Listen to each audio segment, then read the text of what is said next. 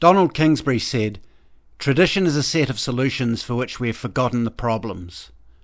Throw away the solution and you get the problem back. Sometimes the problem has mutated or disappeared. Often it is still there, as strong as it ever was." I heard this quote recently and it struck a chord.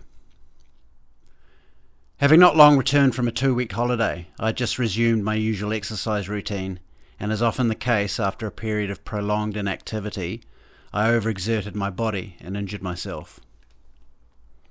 I usually run at least 20 kilometres and walk up to 40 kilometres a week, which is a fair amount of activity for a fellow whose 20s are long behind him.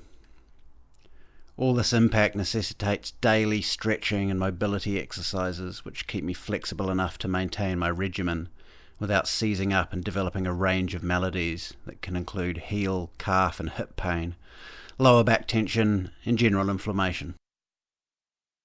For some years I had endured this pain, both too lazy to dedicate the time and effort required to mitigate it, and of the mind that it was simply the price to pay for looking and feeling well.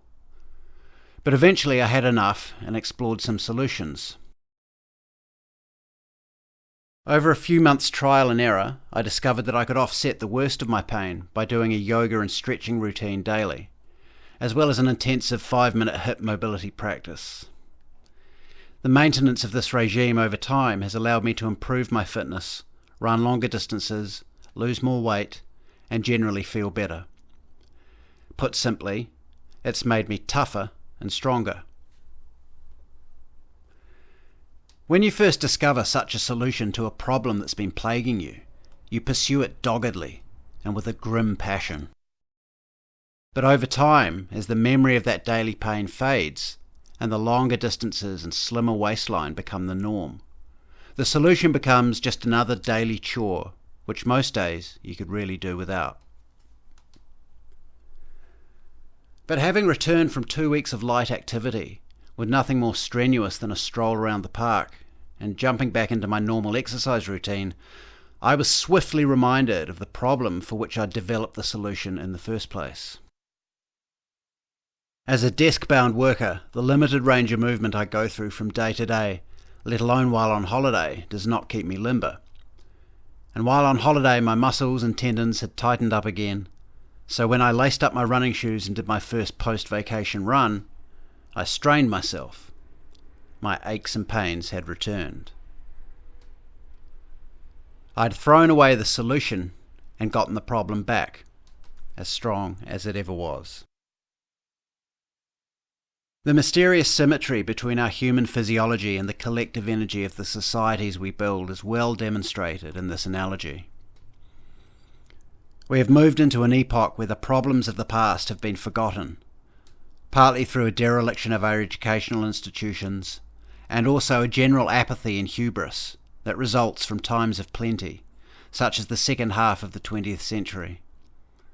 An oft-quoted aphorism by conservatives is, "Hard times make strong men make good times make weak men make hard times." No cliché could be more demonstrably true. The hard times of the early 20th century, with its great wars and depressions, created strong, tough men. The greatest generation, of which my grandfathers were members. These men returned from World War II and built the world we know today, and they gave us the good times. But the generations who followed, insulated by the great wealth and plenty these folk had created, grew weak.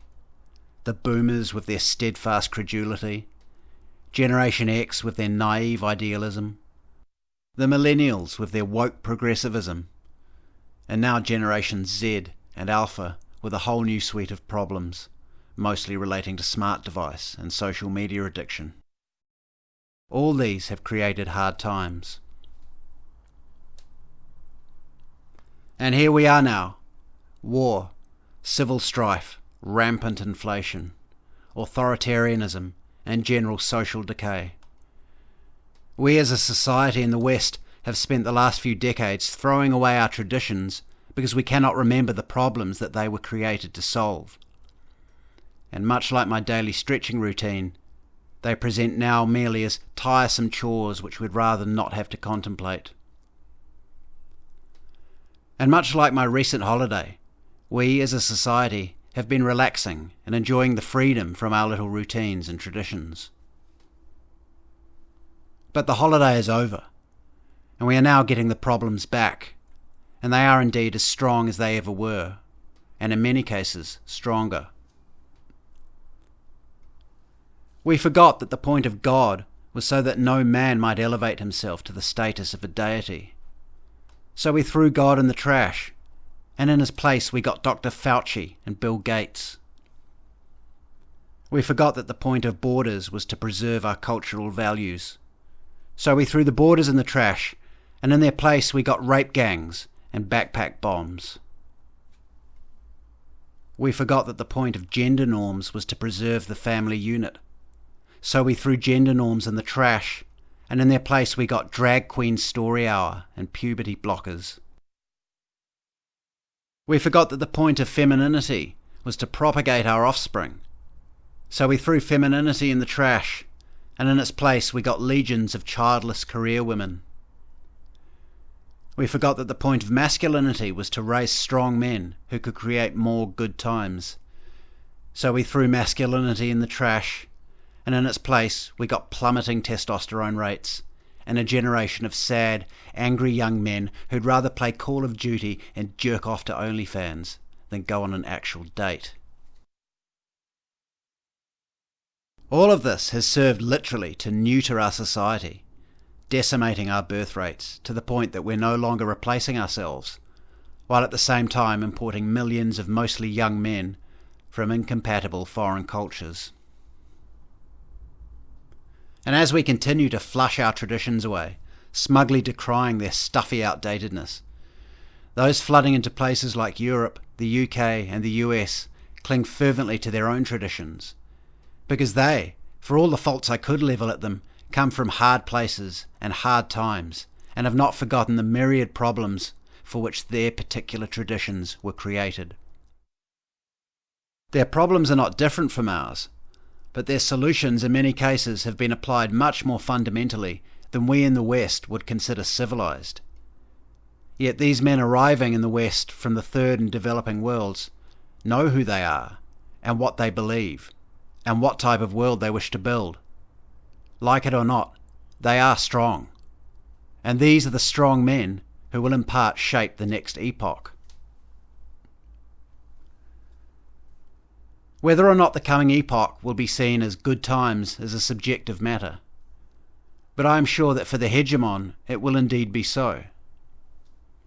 We in the West would do well in the few years we have left to recall the ancient set of solutions for the pain we are now beginning to feel again, and to retrieve these traditions from the trash can of time, dust them off, and resurrect them. If we do not, the pain will get worse. And much like the runner who keeps pushing on through the pain and the tightness, the body will eventually seize up and become immobile.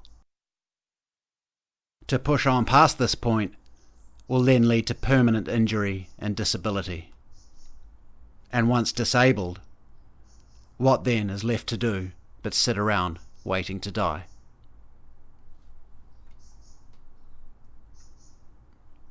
Thanks for listening. Please subscribe to the channel so you don't miss any future videos.